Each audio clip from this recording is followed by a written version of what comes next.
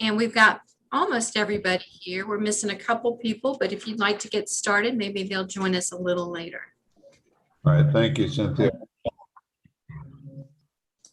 We'll call the meeting of the Judicial Council of Georgia in general session together. Some housekeeping reminders at the outset. If you're a guest at the meeting, if you'll please email rsvp@georgiacourts.gov so we have a record for the minutes. The meeting, as you just saw in your Zoom, is being recorded and live streamed and is open to the press and public.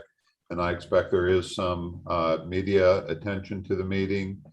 Please mute your devices unless you're actually speaking so we can keep the background noise down.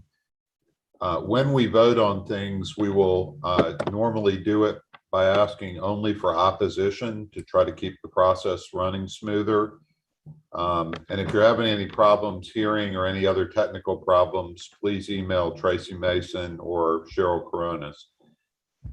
We have, as I think Judge Wong said, Judge John Edwards participating in the meeting for Judge Vi Bennett. And I think we have Judge Asha Jackson here, but if she has to step out for her jury, and it's good to hear you having jury out, that we may have Judge Dear Jackson sitting in for her. I want to acknowledge at the outset that this meeting was originally planned to be our first in-person meeting in a long time in Columbus, and there was a lot of work being put into that and a lot of welcoming of us, particularly Chief Judge Gil McBride, Judge Art Smith, Carolyn Laney, and the whole Chattahoochee Judicial Circuit bench and the Columbus Bar Association were planning to welcome us, as you know, with a reception last night. Unfortunately, I think the COVID situation that we'll talk about further made it prudent to do the meeting by Zoom, but we're hopeful in the future that we will be able to return to Columbus and have an event there. And I do want to really express our appreciation to all of the folks who were planning the original meeting. I also want to welcome as a special guest Senior Judge Kenneth Followell, who was the first secretary of the Judicial Council back in the 1970s. He served on the state court of Muskogee County and then as a Superior Court judge in the Chattahoochee Judicial Circuit. And we're very glad that he can participate in the call in the Zoom with us today. We're going to start by asking Judge Art Smith to lead us in the Pledge of Allegiance. So Judge Smith, if you'll lead us. Thank you, Mr. Chief Justice, fellow Judicial Council members and guests. As you're able, I invite you to stand as we pledge allegiance to our flag. I pledge allegiance to the flag of the United States of America and to the republic for which it stands, one nation, under God, indivisible, with liberty and justice for all. Thank you. Thank you, Judge Smith. That's always a good way to start a meeting of a public body. So we're going to do something a little different with the roll call. Rather than going through everyone, since we're on Zoom, there's a pretty good record of who's here, but I'll ask Ms. Clanton if there are any members you want to confirm to do that at this point. Judge Christopher Brasher.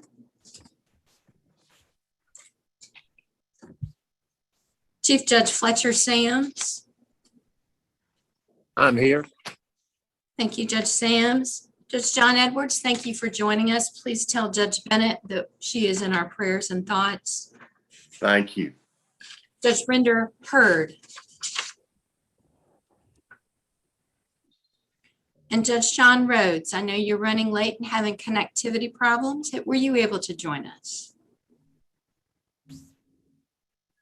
All right, Chief, I think I've got everybody else. We can proceed. Thank you. The next item on the agenda is the approval of the minutes of our June 4th emergency session and our July 15th emergency session.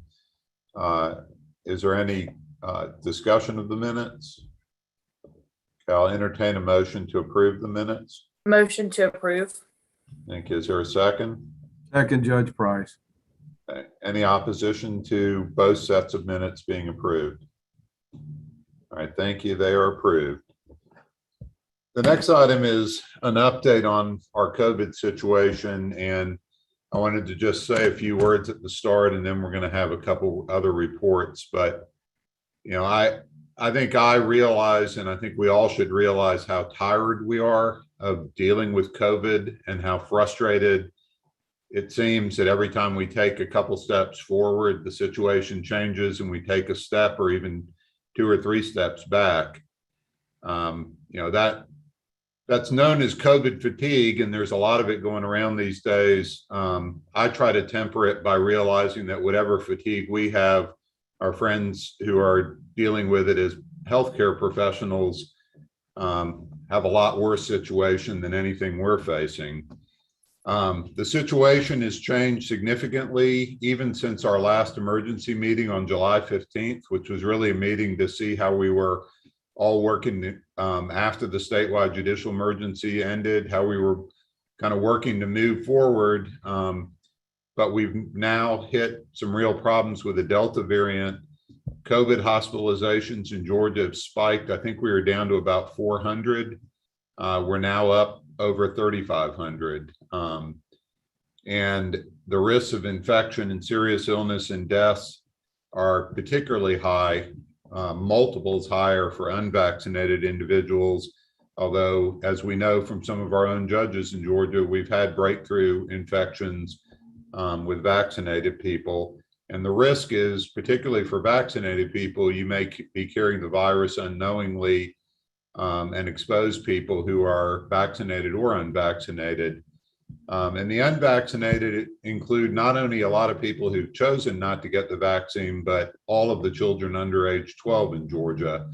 And we're seeing more and more cases of children who are getting sick and even getting sick enough to have to be hospitalized. So, as I think you all know, the CDC and other public health experts have again recommended that everyone wear masks inside public buildings in public areas. And last week, my court and the Court of Appeals changed the masking policy in the Nathan Deal Judicial Center back to that guidance that everyone in public areas wears masks. From the start of the pandemic, we've had 2 goals. One is to keep our courts open in Georgia and our judicial system functioning. And the other was to keep the people who work in our courthouses and who we require to come to our courthouses safe and healthy. And I think over the last 16 months, we've learned an awful lot about how to do more things safely, even when we're dealing with an ongoing pandemic. We've learned how to do a lot of things remotely, and where that can be done legally and effectively and fairly efficiently, it remains the safer course. That's why my court decided last week that we were going to conduct our oral argument sessions next week remotely rather than in person as we had planned. We would prefer to be in person, but for the type of legal arguments we hear, we've found that we can do that relatively effectively on Zoom. But there are lots of proceedings that y'all are dealing with, evidentiary hearings and jury trials at the top of the list, that don't work well or can't be done legally remotely. We have learned how to do those kinds of proceedings safely, even in the middle of a pandemic. It's a slower process, it's harder, but it's critical that as long as we can continue to do jury trials safely, we continue to do them, because we've seen around our state courts, our superior courts, our federal courts in Georgia, and the courts in a lot of other states, that even when the pandemic is raging, it is possible to hold jury trials with a variety of protections that most of you have developed. We have very high backlogs of cases in a lot of places, and if we shut down again, that's going to make those backlogs even higher and harder to resolve. So I can tell you, unless the situation worsens even more dramatically, I don't anticipate there's going to be another statewide judicial emergency order. I also want to make sure that everyone realizes the tools that you have in your local jurisdictions to try to address some of the issues you're facing. And we included a lot of that material behind tab 2 in your materials. a copy of the Judicial Emergency Statute 38361 and as follows, and also the amendment to that statute that was made by Senate Bill 163 to deal with statutory speedy trial requirements. But also behind tab 2, and I hope you'll look at it again, is the notice that my court and Chief Justice Melton put out when we were announcing that the statewide judicial emergency order was going to be ending. It reviews a lot of the legal requirements of the statutory judicial emergency and speedy trial statute, and also talks about what is not a statutory mechanism, but is something that is in the inherent power of courts and has been for a long time, which is the ability to manage your operations and the conditions in your courtroom. You've got dress codes in your courthouses. Those don't come from a statute. Those come from judges being able to control their courtrooms and courthouses.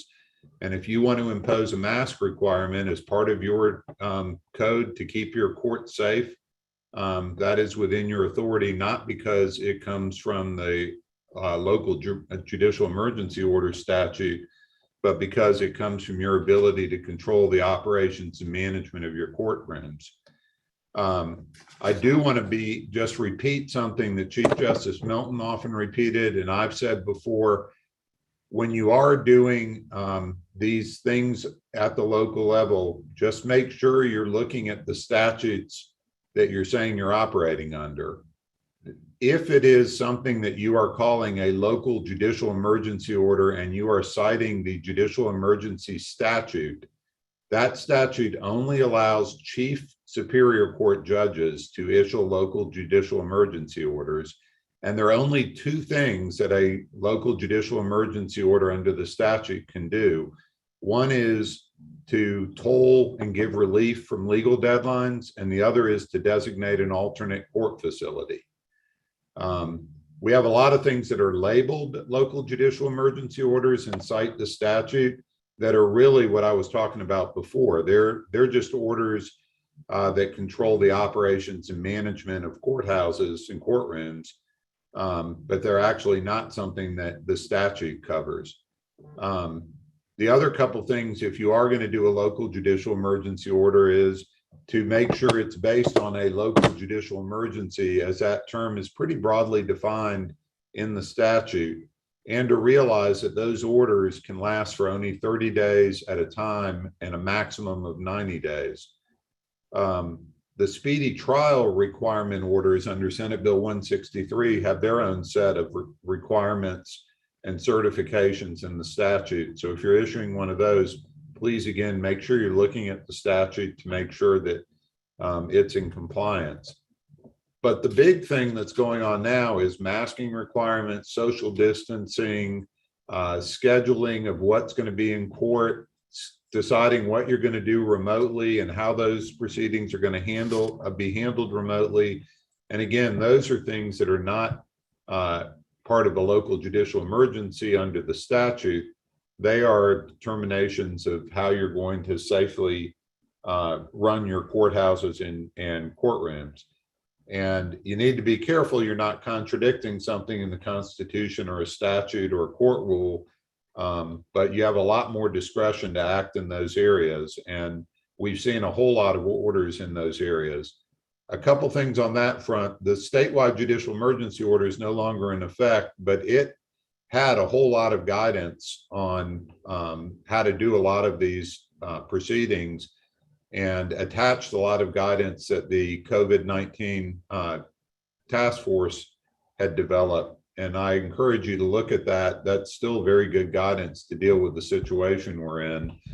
And then the other thing I'll say is, I think the best way to figure out what to do with things like masking and social distancing at this point is talk to your local public health experts. From the beginning, the mantra has been, we need to follow public health guidance, but your situations vary, and the best people to try to figure out what you need to be doing locally are your local public health experts.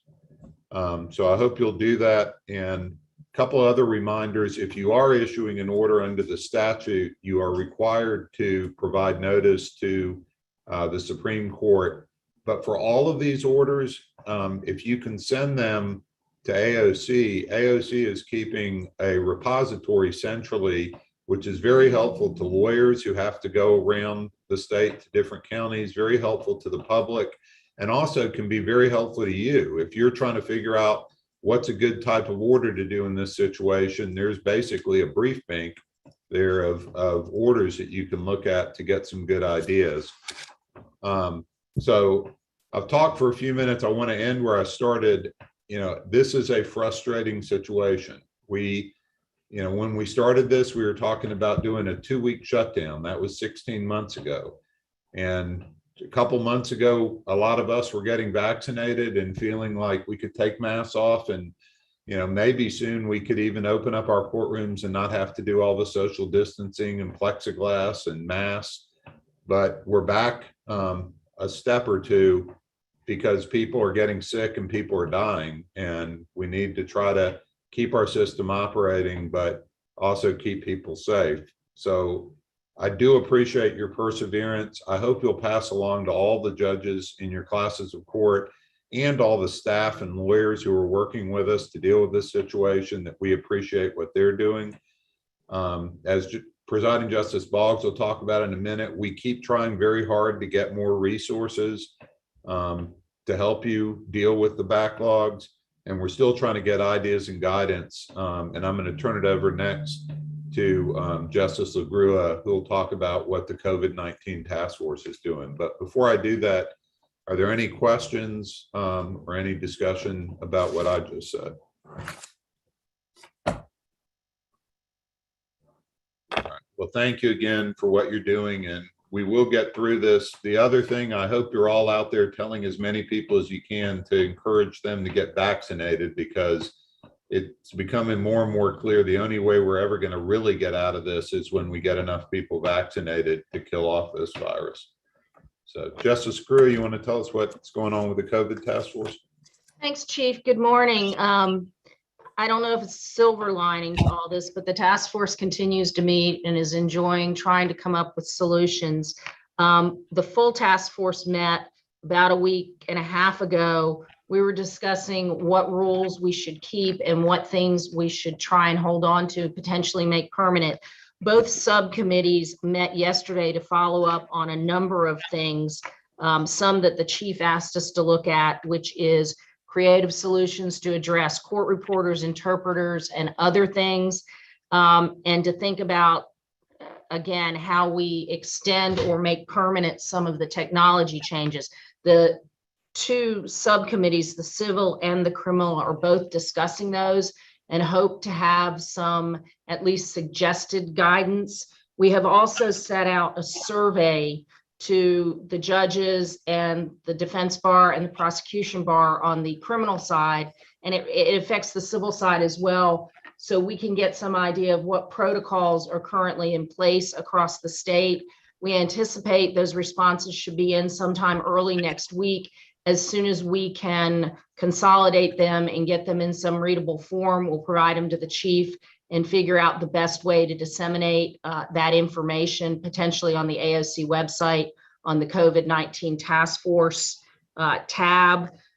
The other thing we are doing is looking at suggested additional guidance. I would echo what Chief Justice just said. A lot of the guidance that we have issued over the last 16 months, especially early on, is in particularly effective right now, because we're not back to the beginning, but we're definitely in the throes of an uptick that we've seen. And so a lot of the guidance that we worked on early on is still good. Chief, as soon as the two subcommittees get some ideas together and we can get a document together, we'll get it to you and see if we can get some updated guidance up. The other one thing we've been talking about is how we deal with juror vaccine status. And we're trying to come up with a way that is comfortable for jurors and attorneys and judges to potentially look at that question. I would welcome thoughts back on the survey or to me directly. one of the thoughts that was considered is potentially talking to the jury clerks to see if we could just add one question to the jury summons. We're not there yet, but that's just a thought. So I'd appreciate any feedback. You can give it directly to me if you'd like. But the task force is doing a great job. And I again commend all the folks that are working so hard, and Judge McClelland, who chairs the civil subcommittee, and Jiminique Rogers and Judge Hodges that chair the criminal committee. And Chief, I can try and answer any questions if there are any, but there's not a whole lot more to report than you just covered. Thank you, Justice LaGrua. Are there any questions about what the task force is working on? Okay, let me turn it over to Presiding Justice Boggs, who will give you what will probably be a pretty short update on what we're trying to do with ARPA funds. Thank you, Chief. Thank you, Justice LaGrua, for the work of the COVID-19 task force. Those of you that were present during our last meeting heard an update on the American Rescue Plan Act funds and the allocations that would go to the state. To refresh your memory, Georgia is going to get about $5.8 billion. We've gotten already about $2.4 billion of that. You will remember from reading the paper and otherwise that the governor has set up some committees to determine and make recommendations for allocating approximately, or some of that money. We've now determined, and he's determined, they will be looking at how to appropriate about $850 million of that initial $2.4 billion tranche. The rest of that money is going to be granted at the governor's discretion. And the question, of course, that exists is what procedures will be set up for applying for and administering and accounting for and distributing those funds. To that end, the chief has already alluded to this, but you should know that we have been maintaining constant contact with the governor's office regarding the allocation of those funds to the courts, predominantly in three areas: COVID exposure mitigation, which I'll speak to in just a moment, and personnel mainly to assist with case backlogs, and then lastly, facility and IT upgrades. As I've previously reported, the governor prioritized COVID exposure mitigation. GEMA has been directed to give direct allocation of existing resources, mainly PPE, plexiglass barriers, COVID rapid tests, cleaning supplies, etc. If you've not yet been contacted by GEMA in your respective courts concerning PPE in particular, it might be a good idea to contact your local GEMA office. Those offices can be found at gema.georgia.gov/locations. And you might want to reach out and find out if they've got any distributions on the way for you. In addition, though, we don't have any additional information from the governor's office as recent as this week about what the rest of that money is going to look like, how much is going to be allocated, for example, to help with court backlogs, and what procedures would be set up. In anticipation that maybe the governor's office and OPB would be reliant on, we hope, the assistance of the AOC, the chief and I and others have been working very diligently with the AOC to go ahead and be prepared in the event we're called upon to have a system set in place to coordinate, vet, if you will, and sort of help in the identification of need and the distribution of funds.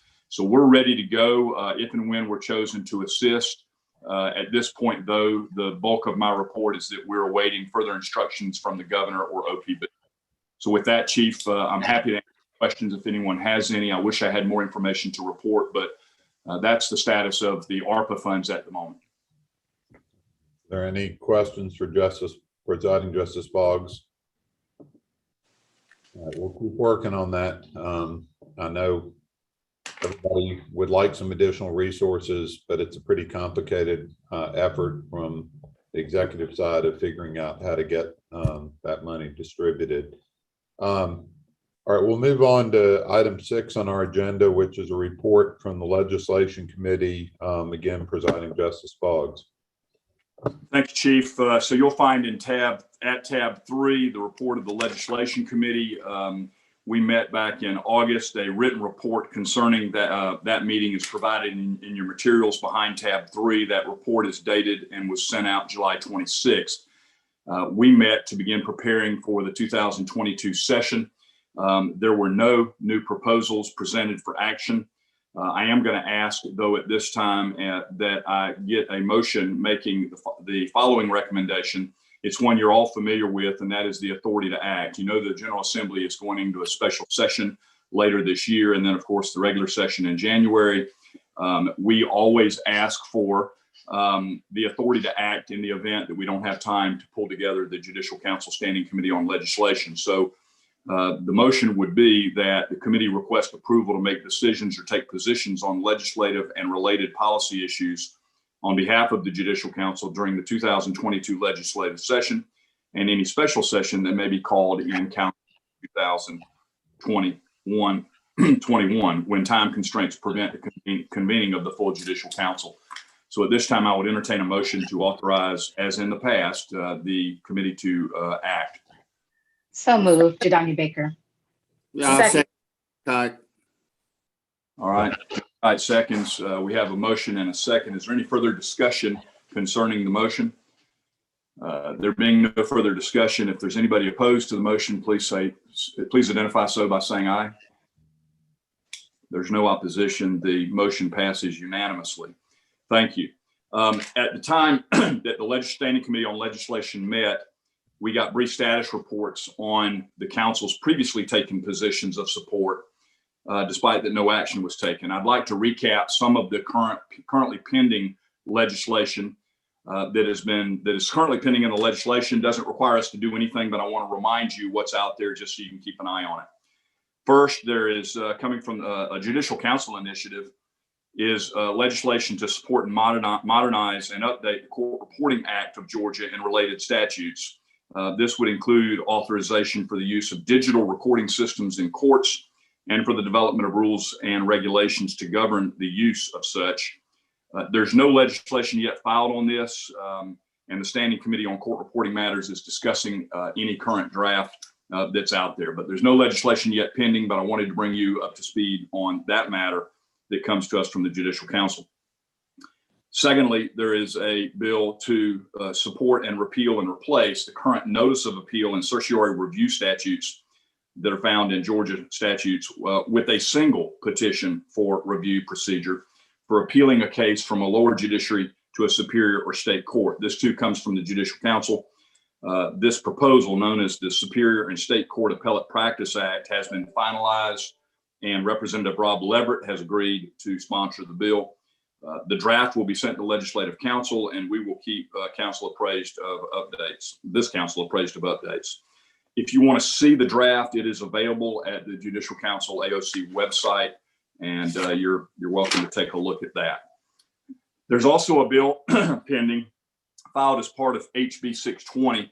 This would support the Judicial Council gave support to amending OCGA 29-3-3 to clarify the meaning of gross settlement and define the term net settlement when the appointment of a conservator for a minor is required. So this comes from the Council of State Court Judges and the Judicial Council. It was originally filed as part of HB 620.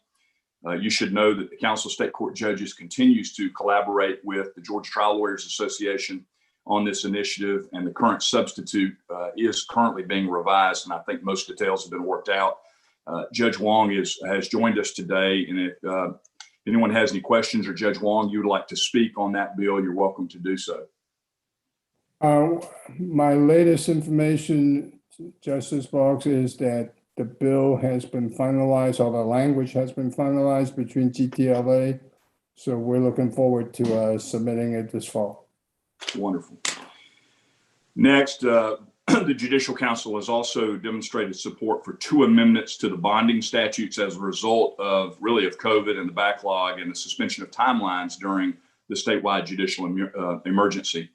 Specifically, included in House Bill 622 is support to amend Title 17-631E to increase the period of time a defendant can be tried before a surety is relieved of liability on that bond. That comes from likewise from the Council of State Court Judges. The second piece of that would amend Title 17-672 to clarify when a surety may be released from a bond. That is also, as I stated, in House Bill 622. That bill has been filed. Again, the Council of State Court Judges continues to discuss those items and next steps. Judge Wong, if you'd like to speak to the bonding statute amendments found in 622, I'd welcome you to do so.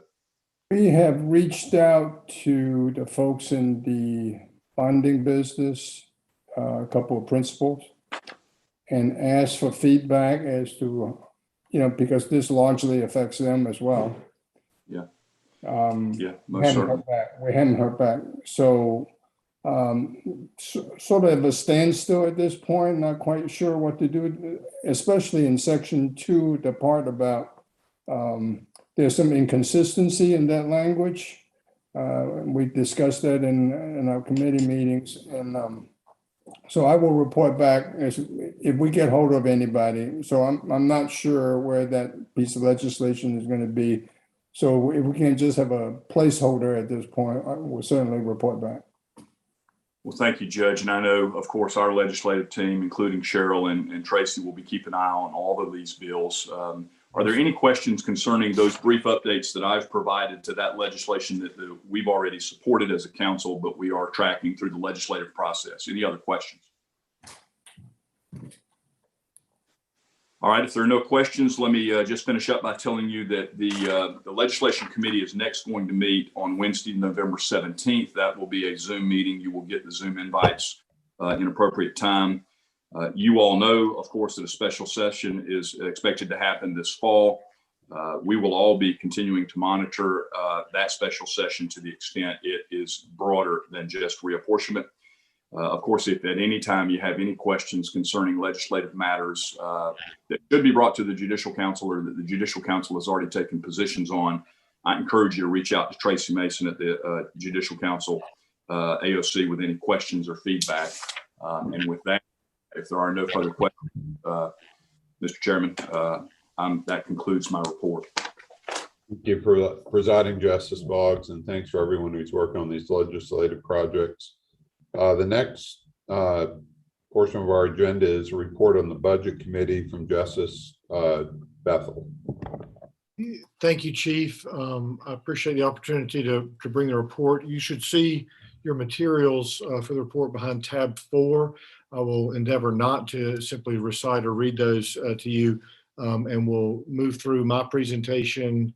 And then if there are questions, certainly do my best to answer them on the back end. You will recall that we are making recommendations both for the amended fiscal year 22, but then also for fiscal year 23. So when the Budget Committee met, the following would be the request for approval from the Judicial Council.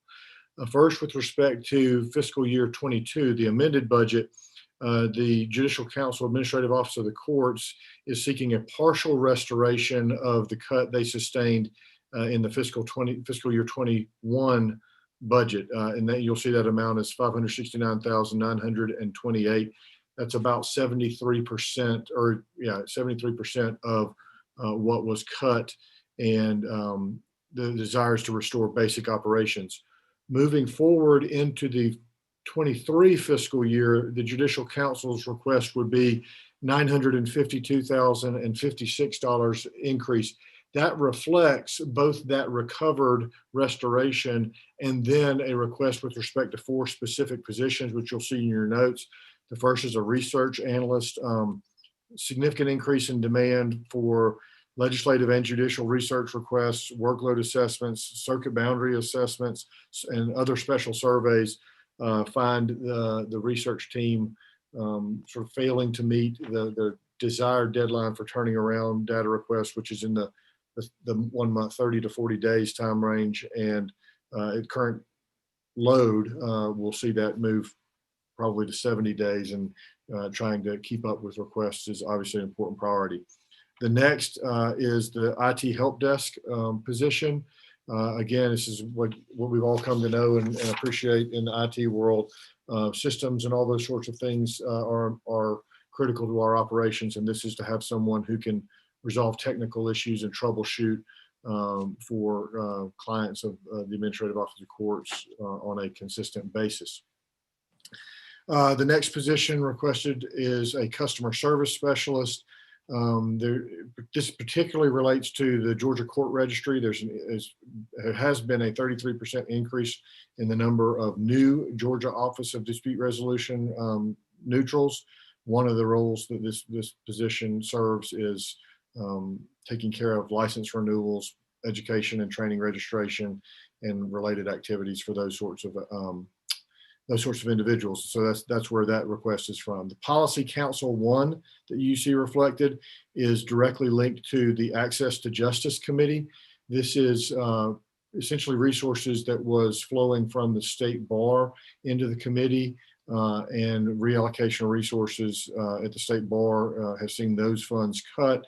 And this is to have a full-time policy council position associated with the Access to Justice Committee. That is all for the Judicial Council Administrative Office of the Courts. Now I'm going to move quickly through a couple that are purely restoration requests, and certainly if there's questions we can ask them. The Council of Probate Court Judges is requesting a $25,964 increase. That is a restoration request. It is the amount that was cut in fiscal year 21. Similarly, the Council of Magistrate Court Judges is requesting an increase of $27,023. Again, that is a direct restoration request for the cuts they sustained.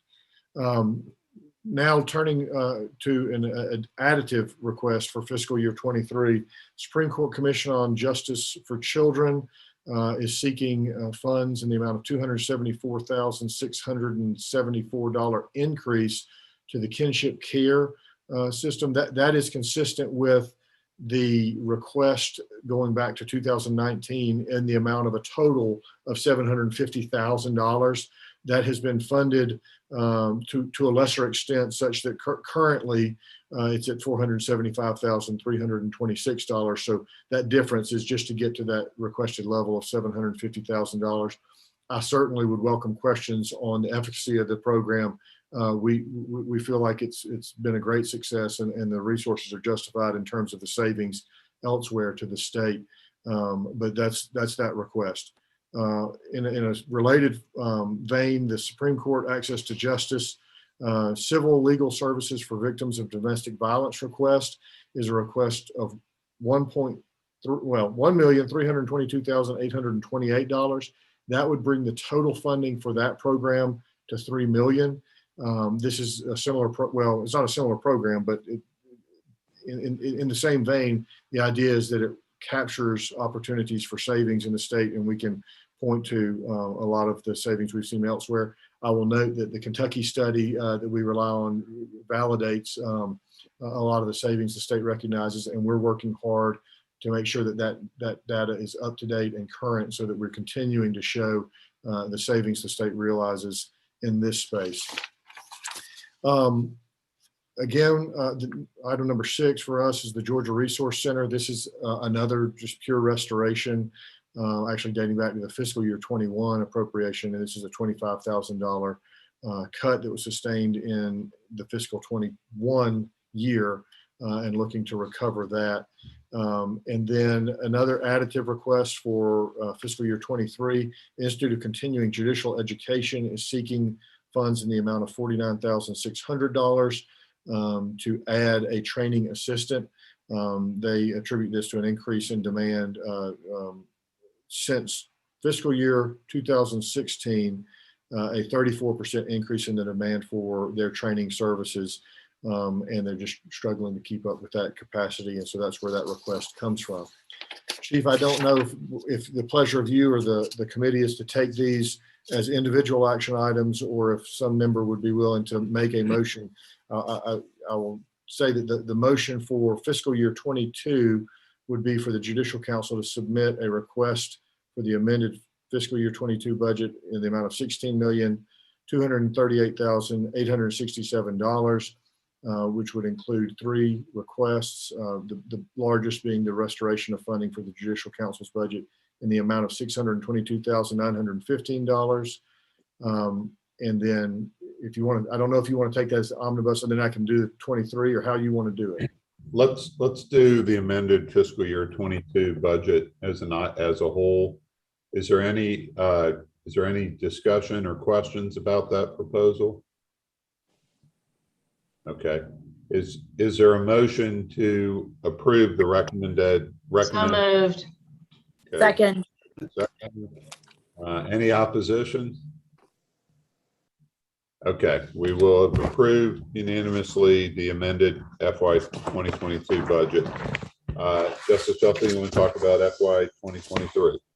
Yes, Chief, consistent with the presentation I just made, the motion that we would be seeking would be for the Judicial Council to submit a budget request for fiscal year 2023 totaling $18,271,497, which would include those 7 enhancements that I discussed, which aggregate to $2,655,545. That would be a 14.53% increase over the existing budget line. Any questions or discussion of that recommendation? Is there a motion to approve the recommended FY 2023 budget? So moved. Judge Second. Casper. Second. All right. Any further discussion? Any opposition to the recommended 2023 budget? It will be approved. You have one more item, right, Justice Bethel? I do, Chief. Similar to what Justice Boggs presented, our committee voted to request the authority to act that we discussed. And so if a member is willing to make a motion, the motion would be that the Standing Committee on Budget have approval to make decisions or take positions on legislation and related policy issues on behalf of the Judicial Council during the 2022 legislative session and any special session called during the remainder of calendar year 2021 when time constraints prevent the convening of the full Judicial Council. All right. So moved. Is there a motion? So moved. Second. Okay. Any discussion? Any opposition to the authority to act resolution? It'll be approved. Thank you, Justice Thank you, Bethel. Chief. That concludes our report. We're going to move on to a report from the Technology Committee. Chief Judge Emerson and Justice LaGrua. Chief, this is Cynthia. Just to clarify for our minutes, we may need to retake that amended fiscal year 22 budget vote again, just to clarify who moved. And so I'm sorry to pull us back, but if we could have a Judicial Council member move, that would be helpful. I'll move. Judge Casper. Thank you, Judge Casper. And I'll second Judge Brasher. All right, let's just make sure there's no opposition to the amended FY 22. Thank you. All right, thank you for making sure we're going by the book. The Technology Committee, Judge Emerson and Justice LaGrua. Thank you, Chief, if it's okay with you, I'm going to let Judge Emerson handle this at this point. That's great. Thank you. And thank you, Judge Emerson. And welcome Justice LaGrua now as the new vice chair of the committee. A quick report on technology. I'll remind everyone that the committee and AOC continue to support the georgiacourts.gov website. That's a huge resource for judges and attorneys and the public in terms of access to many different resources that are available to help folks with their cases. We also continue to work on through the subcommittee chaired by Chief Judge Rob Leonard in Cobb County on the automated data collections. And this is part of something, and there's an abbreviation in the report. It talks about NODs. One problem with technology is people want to use abbreviations. NODs stands for National Open Court Data Standards. And what we're trying to do is standardize the way that the various case management systems are. It really doesn't affect them, but it provides a system called mapping so that data can be mapped so that it will improve our ability eventually to gather information from our courts that could be important to the legislature and other entities trying to figure out policy, the answer to policy challenges that we face. So that work is continuing. And that committee has met. And in fact, I received a very lengthy spreadsheet to review yesterday on that from Stephanie Hines of the AOC. The protective order registry project, this is the result of an amendment to the definition of what a protective order is. It included every pretrial no contact bond order and every sentence that includes no contact language in it. And so we're working on that. The GCIC folks have been working with us to help keep us informed. They have actually built an interface that will provide the ability for the courts to enter these things and transmit them to GCIC. They do hope that in the fourth quarter of this year, they will stand up the servers necessary to operate that system. It's become clear that we need to develop some rules for courts to figure out how to handle these things. I expect it's going to, for the clerks of court, of all the courts, this affects all of our courts that issue any kind of a no contact bond order. And this will especially impact our magistrate courts. We're going to try to adopt some rules, and I have found some legislation, Justice Boggs, that we need to look at that just refers, for example, to just the Superior Court clerk, because the statute redefines what a protective order is, and it includes all trial courts. We need to look at some revisions to the statutes. And I want to express thanks to Christy King for helping us and supporting our committee, and the rest of my report speaks for itself.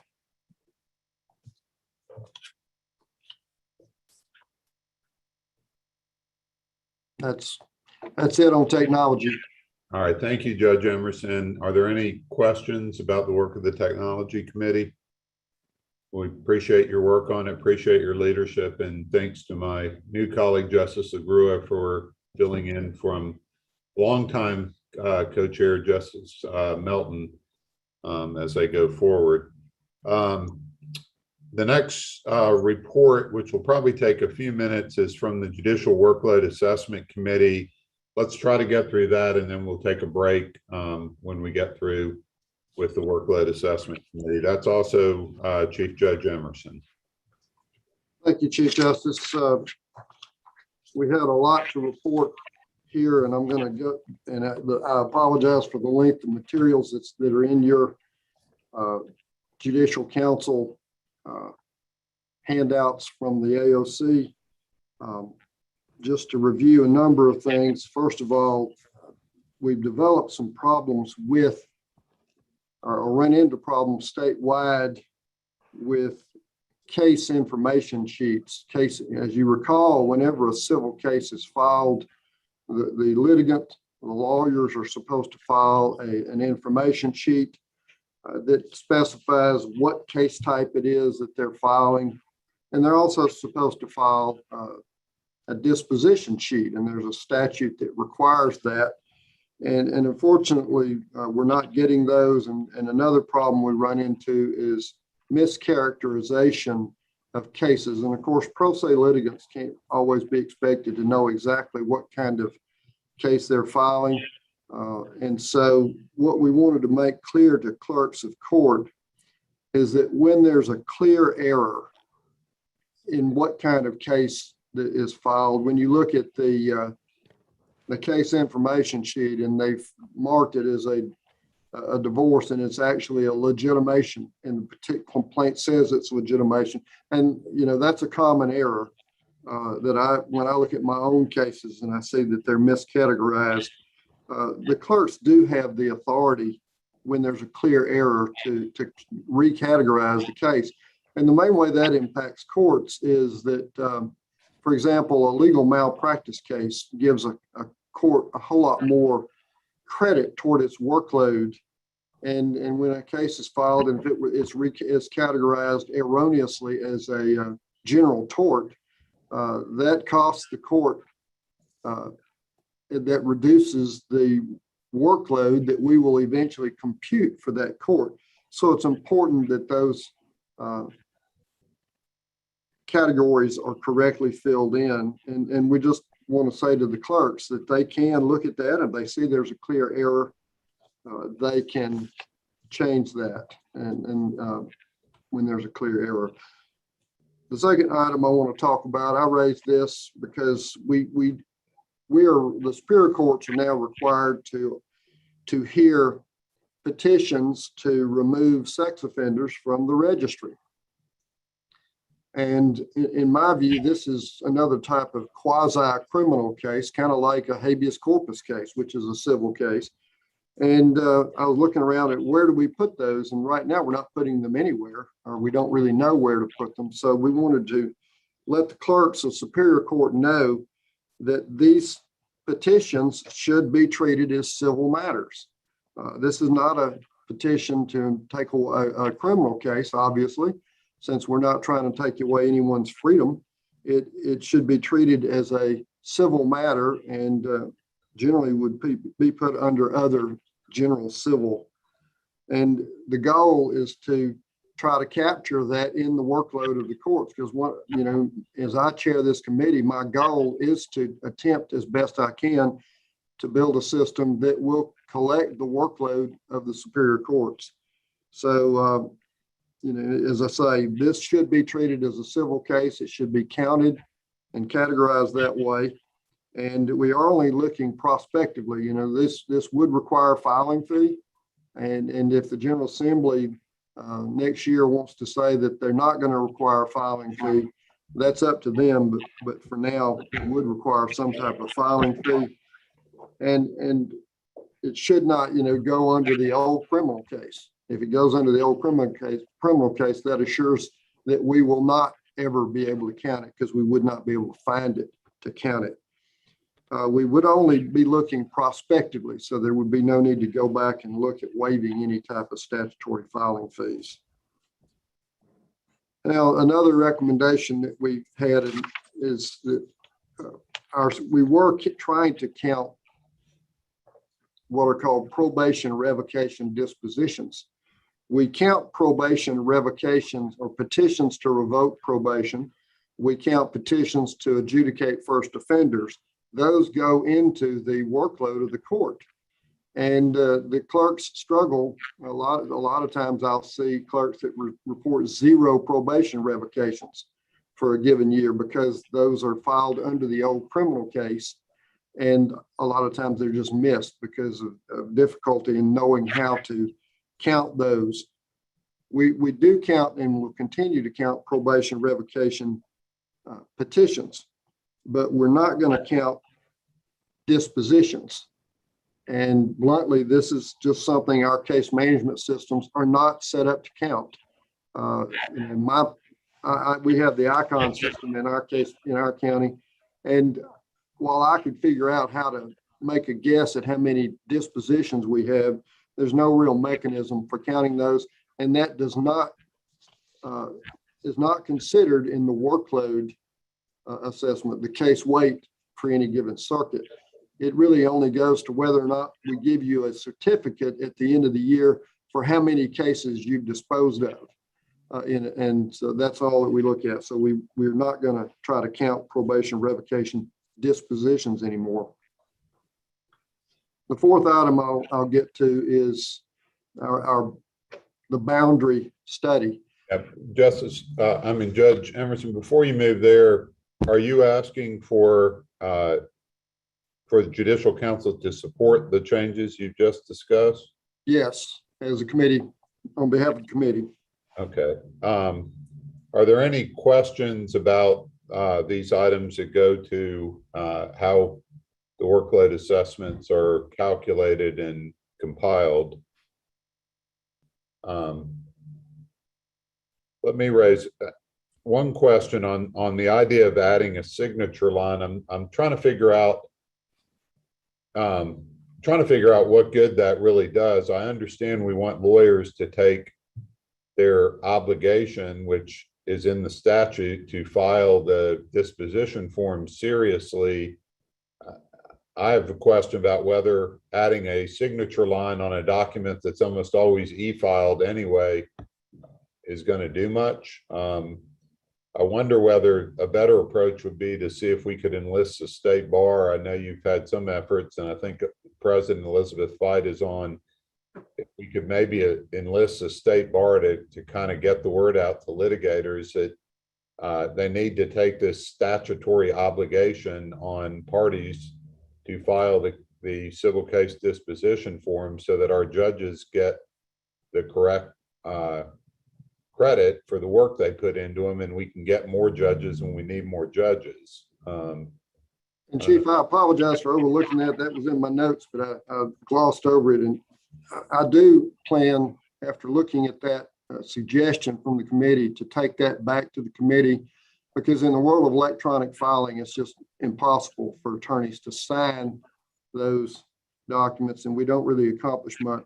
But I do note that I have reached out to both the current state bar president by email and the last one, and I didn't hear any response. So I just asked them now, we need you all to talk to the litigation bar to stress the importance, and it's a statutory requirement to close a case. The disposition sheet is supposed to be filed with the clerk. And so I think we have President Fight on. Hopefully maybe you and Judge Emerson could talk and figure out a good way to try to get the word out more effectively, because it really is important to our judges that they get their workload properly counted. Oh, absolutely. And on behalf of the state bar, I apologize if you reached out and I missed it. So I'll be sure and send you an email very soon, and we can talk about whatever you need.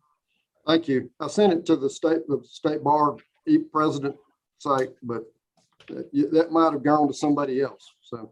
Okay. I'll contact you directly then. Thank you. Thank you. Thank you, President Fight.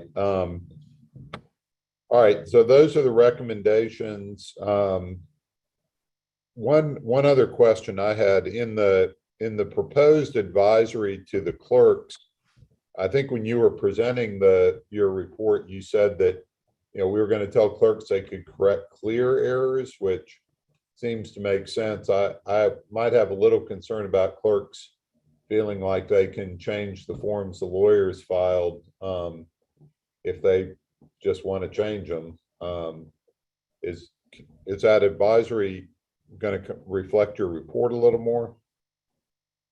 Yes. Okay.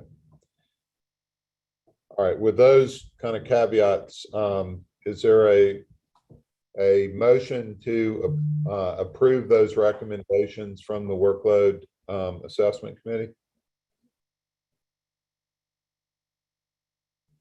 Can we get a motion from somebody? So moved. Thank you, Judge Brather. A second? Second. All right. Any opposition to those recommendations? Okay, they will be approved. Now we'll move on to the circuit boundary analyses. Judge Emerson. The workload assessment committee, one of our main jobs is recommending new judgeships, and we voted last year because of the roughly 32% downturn in criminal cases in the year of the COVID virus, we voted to not undertake any judgeship studies for this year. That would have included no boundary studies as well, but basically based upon legislative interest, we did agree to undertake boundary studies again this year. And the timeline for that is very difficult for the committee. Basically, the window is open all the way to June 1st for someone, and any legislator can request that the committee undertake a boundary study. And we had a number of senators and legislators who did write us to ask for 4 separate studies. And the difficulty for ALC staff, and I want to say Jeffrey Thorpe and Joseph Stanton worked very hard, because they basically have to start June 1st to complete these and have those ready for the committee by its meeting in July, so that we can have this recommendation ready for the Judicial Council in August. So they have massive projects to undertake to do these studies and gather all this information in a very short period of time. And I'm going to look at retrenching that timeline some to give us more time to look at these and make sure that everyone who's has an interest in these is notified. And so we did look at 4 requests. The committee found no boundary studies that would improve the administration of justice in any of those counties. And so the committee did not make any recommendations for any circuit boundary changes. And that's our report on that subject matter.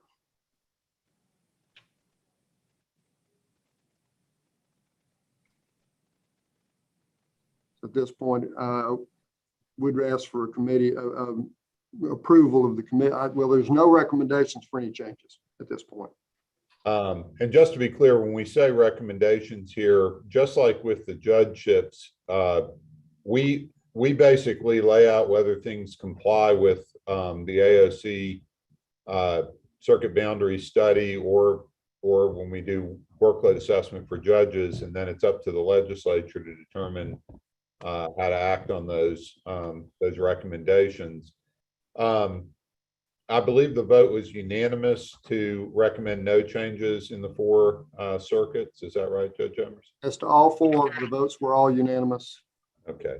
Are there any questions for Judge Emerson about boundary studies? All right. Can I have a motion to approve the recommendation of no changes in the request? Motion. So moved. Okay. Second, Jadanya. Okay.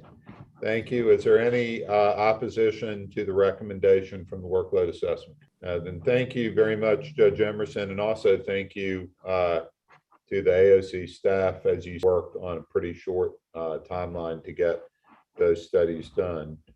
You want to just remind the Judicial Council of the 8 judgeship recommendations that we approved last year and their status? Yes, those are in your materials, and those do maintain that out, and it has disappeared.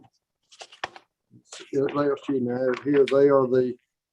They're in your materials, but they are ranked in their order of most needy circuits. South Georgia was first, Blue Ridge Judicial Circuit, Mountain Judicial Circuit, Coweta Judicial Circuit, Clayton Judicial Circuit, Atlantic Judicial Circuit, Northern Judicial Circuit, Atlanta Judicial Circuit. I also note that those recommendations have an additional year added to their normal 3 years to get funded. And if they don't have more than a 10% drop in their workload, those recommendations will remain in effect. Thank you. I know legislation was submitted last year for the first 2 on the list, but didn't make it through given where we were with a lot of things in the session last year. But and there's no action to be taken on these, but we did want to remind everybody of the work that was done last year. All right, Judge Emerson, about the Judicial Workload Assessment Committee. Okay, again, thank you very much, Judge Emerson, the members of the committee. This is one of our committees that takes on the biggest lift, and we appreciate what you do. Why don't we take a break now? It's 11:04, and we'll resume at 11:15 sharp. Thank you.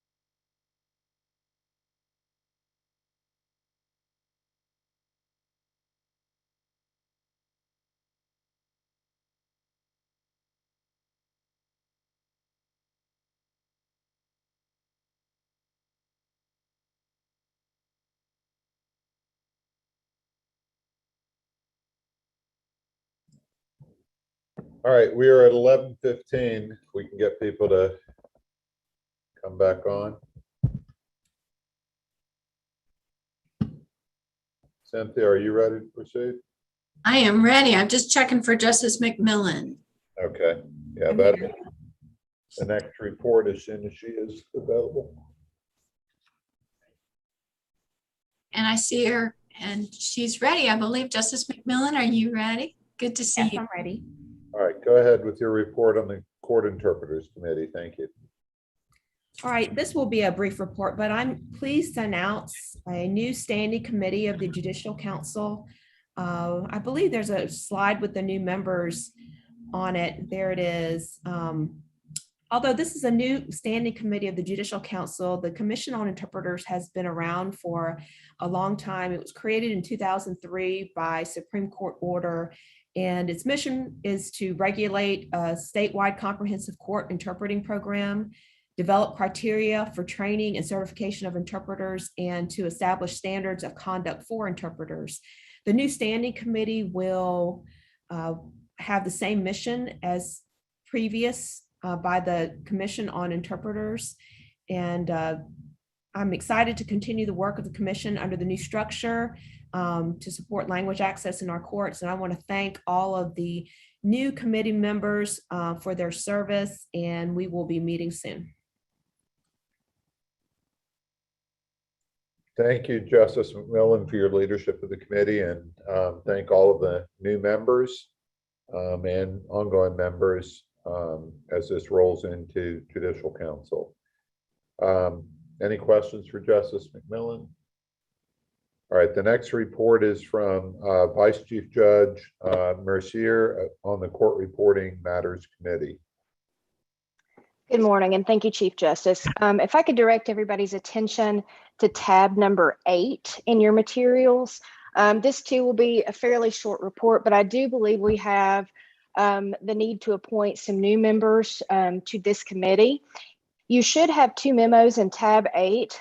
Those memos outline the individuals who are either being reappointed because their times have not expired, or we had some vacancies as well. I believe we had 2 juvenile court judge vacancies, 1 magistrate court judge vacancy, and 1 municipal court judge vacancy.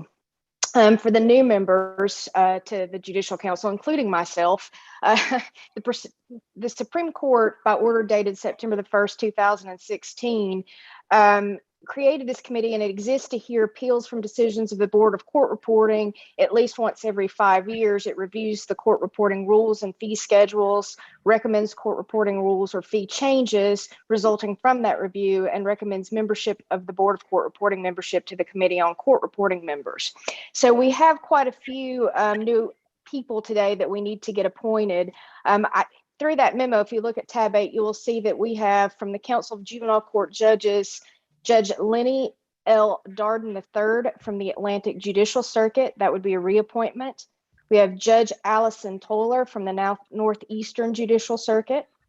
Council of Magistrate Court Judges, we have Judge Gregory T. Dowds from the Cherokee County Magistrate Court. From the Council of Municipal Court Judges, we have Judge Lori B. Duff from Loganville Municipal Court, and is also president of the Council of Municipal Court Judges. Certified court reporters, we have Kate Cochran, Daniel Gershwin, Randy Strumloff. I'm sorry if I mispronounced that. And additional members of the judiciary, including the Honorable John Kent Edwards, who is the Chief Judge of Lowndes County, and a member of the State Bar, who is Frederick J. Bold Esquire, or Bold Jr. Esquire. Mr. Chief Justice, I don't know if it would be appropriate, but if we could do all of those in one, like a collective motion for appointment, would that be appropriate? Unless there's objection to that, we will take the appointments as a group. Is there a motion to appoint those members to? Judge Price. Second, Judge Casper. Thank you. Any discussion? Any opposition? They will be appointed, and thank you, Judge Mercier, for your report. Thank you. The next report is a written report from the Grants Committee behind tab 9. Cynthia Clanton can answer any questions if anyone has them, any about the grants report. Okay, I'll note that the materials include very nice one-page handouts on the kinship care and domestic violence grant programs and the effects they've had, very positive effects. So if you're talking about them with groups or with legislators, that's a very useful handout to have available. The next report is from the Strategic Plan Committee. They have a written report, but I believe Judge Doyle may also be available if you have any questions, or I don't know if you want to add anything, Judge Doyle. I'm here. My computer's acting odd, so I can't get my video on right now. But no, nothing else to add. So if anybody has any questions or concerns, they can email me or certainly follow up with anyone at the AOC. Okay. Thank you, Judge Doyle. Next is our report from the Judicial Council AOC. Ms. Clanton. Thank you, Chief. Good morning, justices, judges, and special guests. Despite our plans to be in person in Columbus today and our intended host city's lovely invitation to the reception last evening, we find ourselves back on Zoom. And while we're grateful for the technology, we do hope to be able to meet in person again soon. The statewide judicial emergency that was first declared on Saturday, March 14th, 2020, and which was extended monthly 15 times, terminated on June 30th, 2021. Chief judges in each judicial circuit may declare local judicial emergencies, as they always have, on an as-needed basis. And after submitting to the Supreme Court, please remember to send the AOC your local orders for posting on our website. That keeps everybody informed. This is a momentous meeting, as it's our first general session following the change in Judicial Council leadership, as Chief Justice Nahmias and Presiding Justice Boggs were sworn into their new roles at the Supreme Court of Georgia on July 1st, 2021. Likewise, many former Judicial Council members recently completed their terms of service, and we welcome several new members who were sworn in during the Judicial Council's emergency session on July 15th, which was Chief Justice Nahmias's first meeting as chair. There's also been a leadership change at the Court of Appeals, and we really enjoyed the investiture of Chief Judge Rickman and Vice Chief Judge Mercier on June 22nd. The Justice Needs Jurors public service campaign ran well statewide and concluded at the end of June. At the end of April, several Judicial Council AOC staff members assisted with the Chief Justice's Commission on Professionalism's Suicide Awareness Program, which was incredibly impactful and successful in reaching thousands of people in the legal community statewide. In May, the AOC's Office of Governmental and Trial Court Liaison published its annual summary of enacted legislation, which may be found on the georgiacourts.gov. We roundly celebrated Law Day, not just on May 1st, but throughout the month with a virtual question and answer session featuring Superior Court Judge Rachel Krause as she interacted with 2 middle school classes. There were also several social media posts sharing recommendations by Judicial Council members for books and other media that offer inspiration about the rule of law. From May 2nd through the 8th, we celebrated Public Service Recognition Week with an enormous poster at the AOC covered with Post-it notes, messages, thanking and complimenting our colleagues. In May, we also celebrated Asian Pacific Islander Heritage Month, pictured here.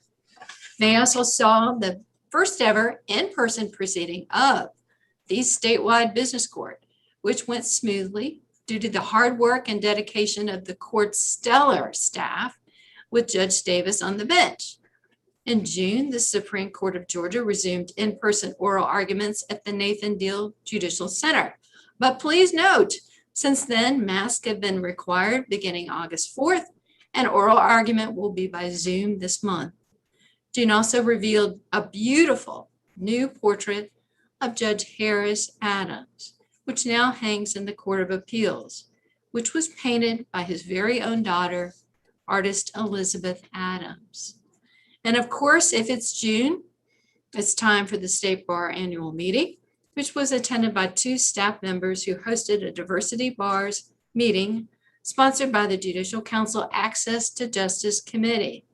We also provided on-site logistical support for the presentation of the Hines Awards pictured here, which are given every year in honor of the late former Chief Justice P. Harris Hines for outstanding advocacy for children in dependency cases in juvenile court.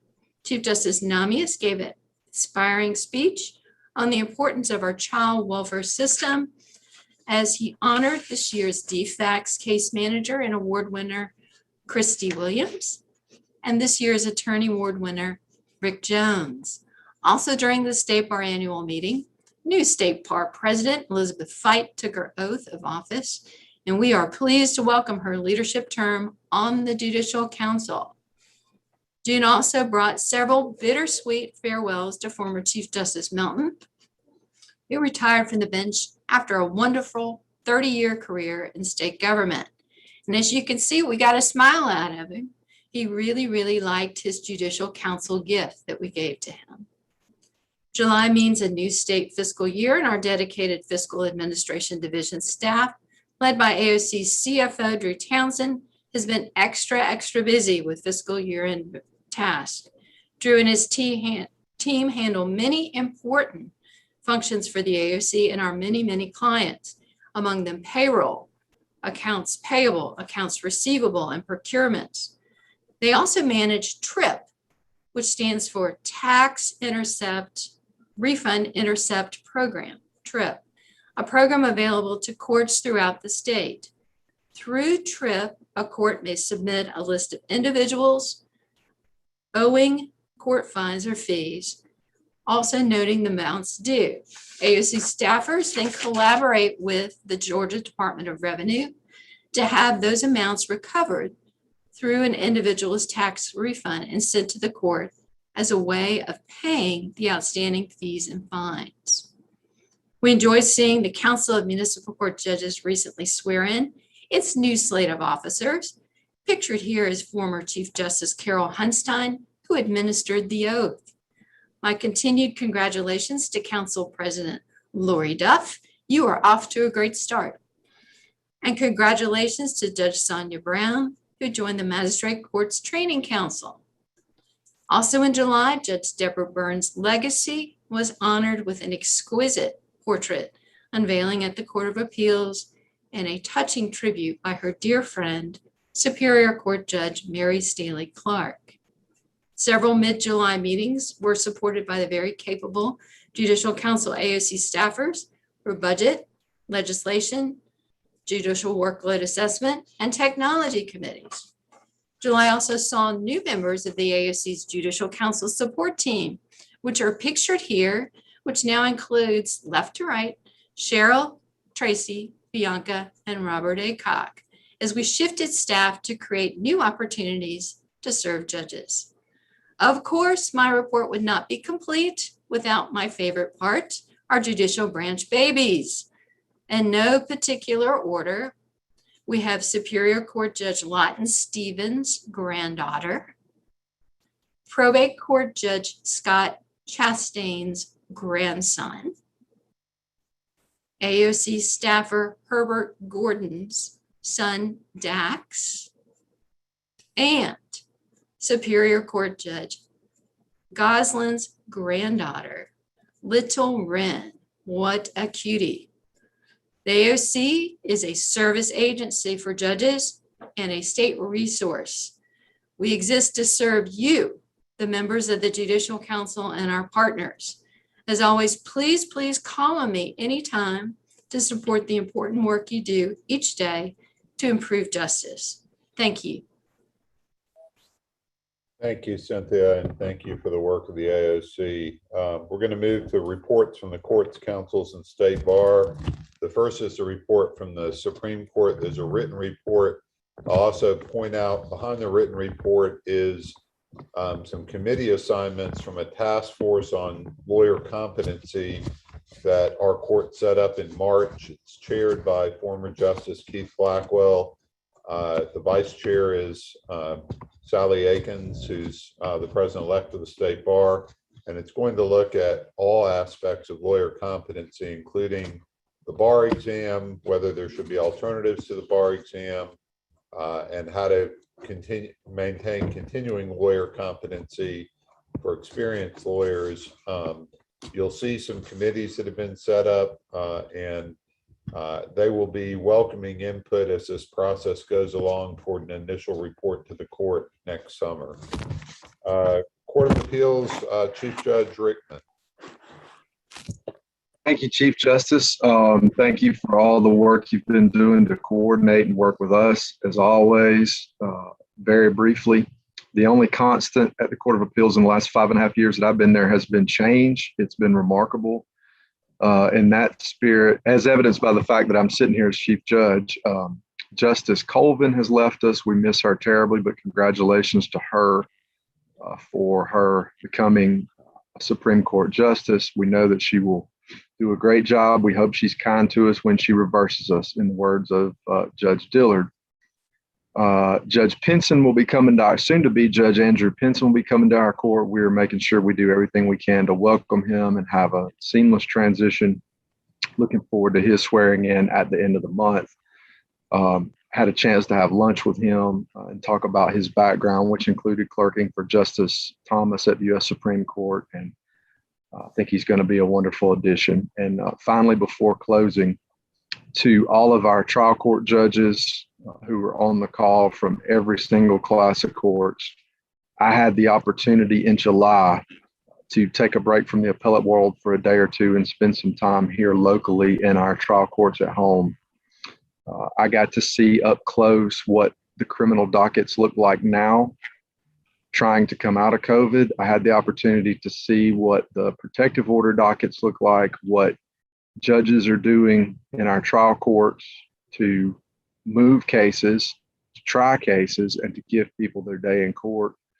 I had the opportunity to see what lawyers are doing, including assistant public defenders, assistant DAs. And I want to close by giving a very sincere and very genuine shout out, so to speak, to each and every one of you from every class, including the smallest municipal court in Georgia to the largest superior court. What judges are doing is amazing. What lawyers are doing, in particular, what I witnessed with assistant public defenders and assistant DAs, finding ways to give clients their day in court, to work together but still be advocates for their respective positions, I think represents the best in us as a legal profession, the best in us as jurists. And as Justice Nahmias mentioned, it is very easy to be frustrated right now and be fixated on the fact of the pandemic. But what I have seen, I know what our colleagues on the Supreme Court have seen and what you all have seen, to me, is there's no limit to what we can all do together based on the creativity, hard work, and dedication we've seen during this pandemic. So shout out to all you guys for the wonderful work you keep doing. And that's all I have. And thank you very much.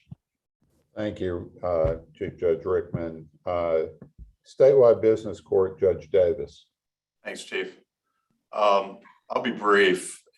August marks our 1-year anniversary in operation. And just like with any anniversary, it gave us an opportunity to take a minute and reflect on the last year, and for me, the last couple of years. And so I want to take a minute to thank the folks on this call, certainly you Chief, and your colleagues, and Chief Judge Rickman, you and your colleagues as well. But really, there hasn't been a moment in the last 2 years that I've been on this journey where I've reached out to somebody and they've said, I'm too busy. Sorry, I can't meet with you, can't chat with you. And then COVID hit, and, everybody has their own struggles, and yet everybody I've reached out to for help, introductions, just to get to know, you've all made just a tremendous effort and shown support and generosity across the board, and wanted to say thank you, and we're looking forward to another great year. So thanks everyone and stay safe. Thank you, Judge Davis. Council of Superior Court Judges, Judge Paget. Chief, with your permission, and I know it's been a lot of work we had to do today, we will rely on our previously filed report and not give any further, if that's okay with everybody else. It is always fine to not say more. Thank you, Judge Paget. Thank you. Council of State Court Judges, Judge Wong.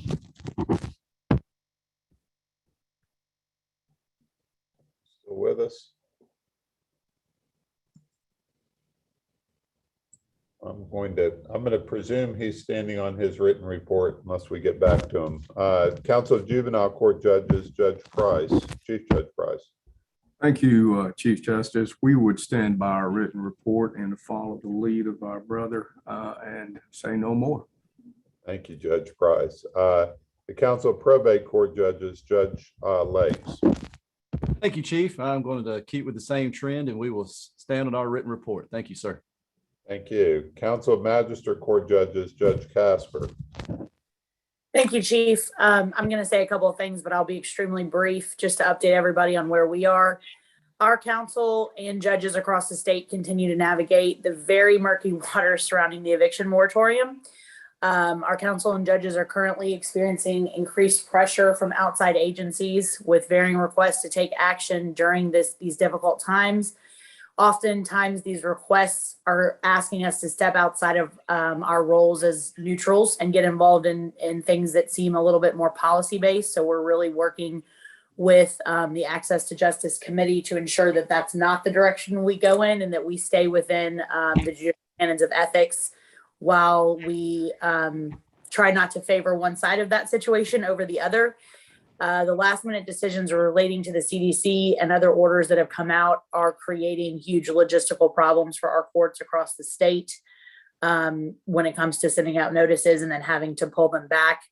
And lastly, we are closely watching the Delta variant and the rise in cases as we are still trying to have court openly, but do it safely within the recommended health guidelines. We also have 2 upcoming training sessions, so we're watching it as well to make decisions related to that. Other than those remarks, I will rest on my report. Thank you, Judge Casper. Judge Duff, the Council of Municipal Court Judges. Thank you, Chief Justice. We, for the most part, stand on our report, but we do have a few comments to make. We were looking forward to seeing everyone in person, but of course we understand the circumstances and thank everyone who put in the effort to make that happen, even though it didn't actually happen. We would like to give some major kudos to Chief Judge Kirk from the Fulton County Magistrate Court on her Don't Wait, Vaccinate campaign to get mobile vaccination clinics to the magistrate courts. We have in the municipal courts unabashedly stolen her idea with her permission and tried to take it to the the municipal courts. Since magistrate courts and municipal courts have such a high volume of cases, it seems like this is a great way to reach a high number of people and get the vaccinations to them to get these mobile clinics there. And we're working on that. And it is just an incredibly worthwhile endeavor. And again, we just thank Judge Kirk for coming up with this idea and for making it happen and for allowing us to steal it. And we would also like to thank our President-elect Jadanya Baker and our Treasurer David Will for working on this project and making it a reality for the municipal courts. The goal is to do it on our district level, and we're working on ways to encourage our courts within the districts to make that happen. We are having our leadership conference next week with the leadership in the municipal courts, where we will set our agenda for the upcoming year, and we are looking forward to that. Thank you very much. Thank you, Judge Duff. President Fite from the State Bar of Georgia. Thank you, Mr. Chief Justice. The Bar Center remains open for meetings and continues to offer free parking to any group that would like to meet at our facilities. We also have, as a reminder, technology available to allow and facilitate for hybrid meetings. So, for example, we are working on a lunch and learn to share some of the best practices that Fulton County's had with its remote voir dire. We were looking at doing that as a lunch and learn in person. Of course, given the numbers we have right now, we're looking at whether or not we need to retool that. But for the other side of this spike, please count on the bar for those facilities. And then at our fall meeting in October, I just want to let everyone here know that the Board of Governors is going to vote on a recommendation from the bar's Professional Liability Insurance Committee. And that recommendation would possibly require Georgia's lawyers to disclose whether they carry liability insurance. It's a hotly contested matter, as many of you can imagine. And so I plan to get a lot of information out to the Board of Governors well in advance of our meeting to allow the Board of Governors opportunity to really talk to the folks in their jurisdictions or their constituents about what's best to do. But I wanted to let this group know that that was a possibility, or that will be voted on at our fall meeting. And then similarly, the board will be considering whether or not to change the bar's client security fund and change the funding sources for that. And so the bar is considering a rule change that would require bar members to contribute $15 annually in their bar dues towards the client security fund. And that will be up for discussion and debate also at the fall meeting. And with that, that's all we have. And I'm just happy to be here. It's good to see everybody. Thank you. And thanks for the work that the bar is doing during this COVID pandemic. Now some reports from other judicial branch agencies. Josh Becker for the Council of Accountability Court Judges. Thank you, Chief Justice. We'll stand on our written report. Thank you. Tracy Johnson for the Commission on Dispute Resolution. Thank you, Mr. Chief Justice. We will also stand on our report today. Let's see, the Council of Superior Court Clerks. I think we may have Tina Robinson or Mike Holloman. This is Mike Holloman, Chief, and I want to only briefly note that this year marked the 10th year that the council has produced the statewide master jury list. That process has increasingly proceeded seamlessly. Over the last 10 years, the council's production of that has stood up to numerous court challenges.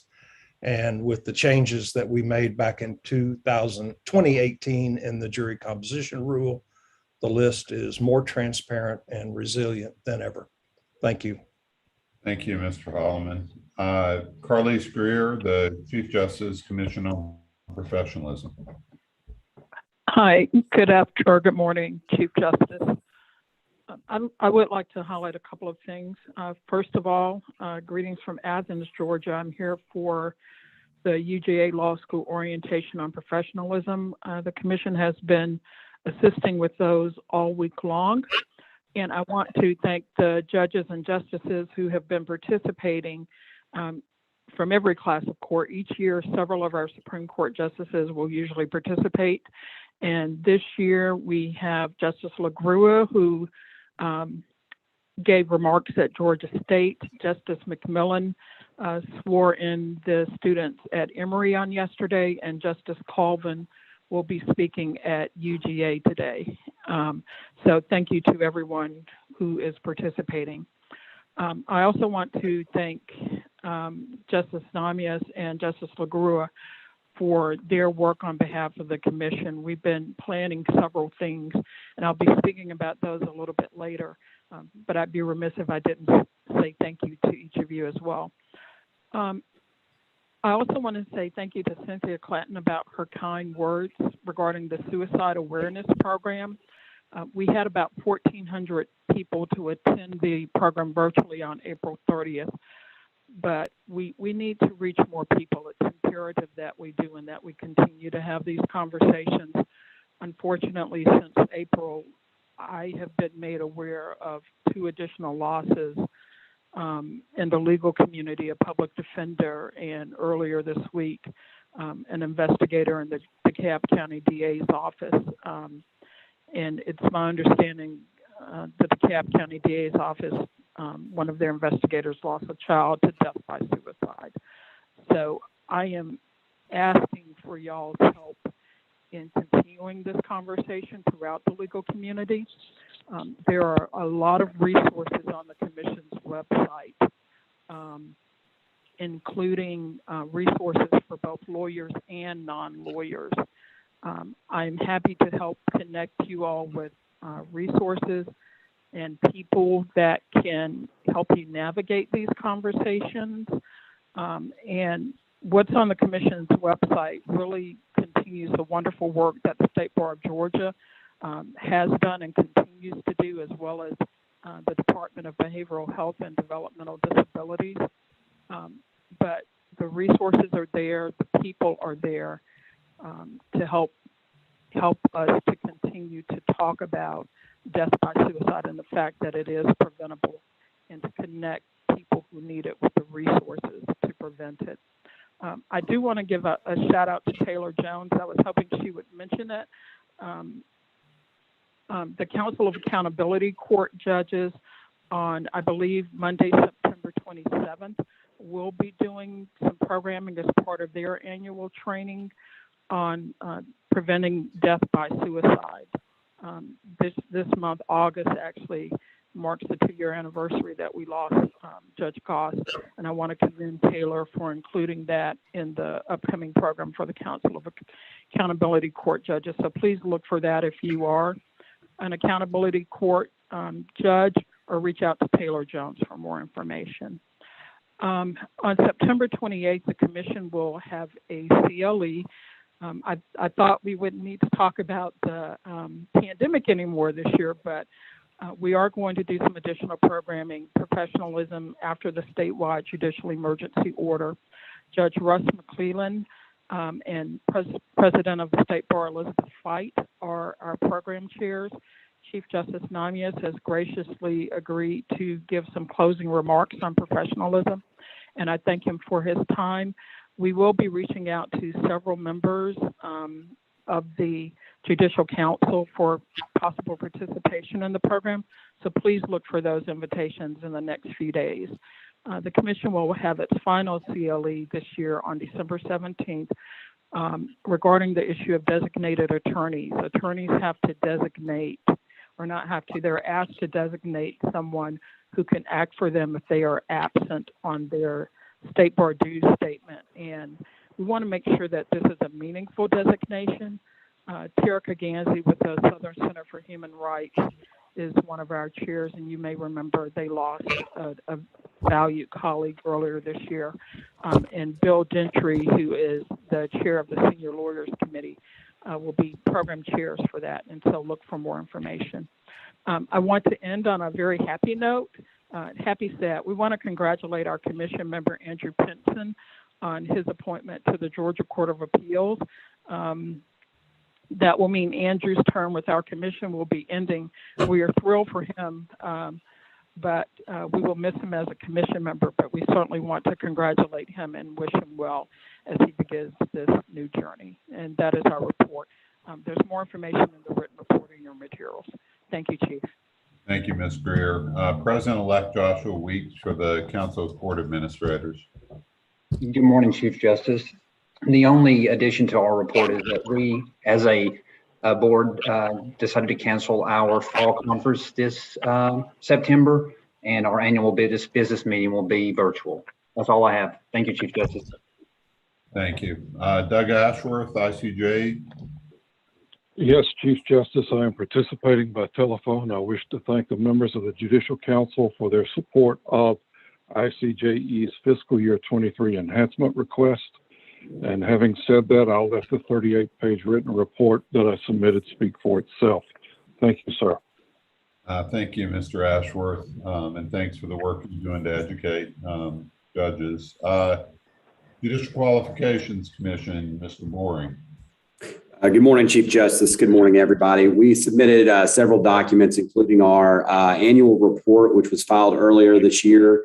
A few slides regarding our jurisdiction. I was kind of, every time I'm surprised when we had our summer conference presentation and speaking with judges.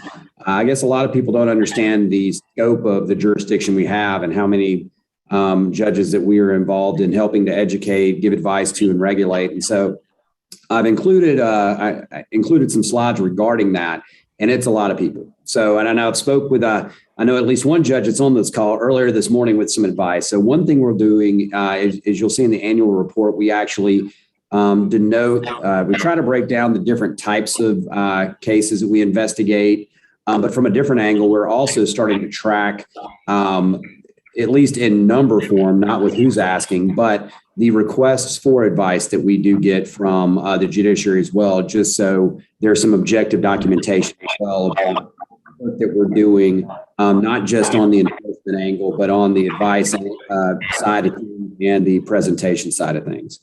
We've also included some of those statistics, the annual report, and also I think I'd spoken before about the proposed formal advisory opinion, which has been posited by the hearing panel. They are looking at that, having received some feedback from the public, and are redrafting and considering redrafting a formal advisory opinion for submission on a specific topic of dealing with protest speeches and things of that nature in regard to the Code of Judicial Conduct. So with that, I will rest on whatever, all the documents we submitted. If anybody wants to have their eyes glazed over and read through all that, great. If not, we're always here to answer any questions that you all may have about topics, and we'll try to help as much as we can. And thank you. Thank you, Mr. Boring. Is there any old business or new business from any of the members of the committee or the council? All right, our next two general sessions are scheduled and have been scheduled to be by Zoom. The next meeting is on December 10th. Hopefully we will not need any emergency meetings before then, but if we do, we'll give you as much notice as we can. We're going to continue to monitor everything going on. I do encourage you, if you have issues or concerns, particularly about the pandemic, to let somebody on the Judicial COVID Task Force, or me, or Justice LaGrua, or Presiding Justice Boggs know what the concern is, so we can kind of keep knowing what's going on out in the field. And last, I want to thank Cynthia and Tracy and Cheryl and the other folks who managed to put these Zoom meetings together and run them pretty effectively. So thank you, everybody. Keep up the good work. We'll get through all this, and we will hopefully meet again on December 10th. Have a good day. Thank you. Thank you, everybody. Be safe.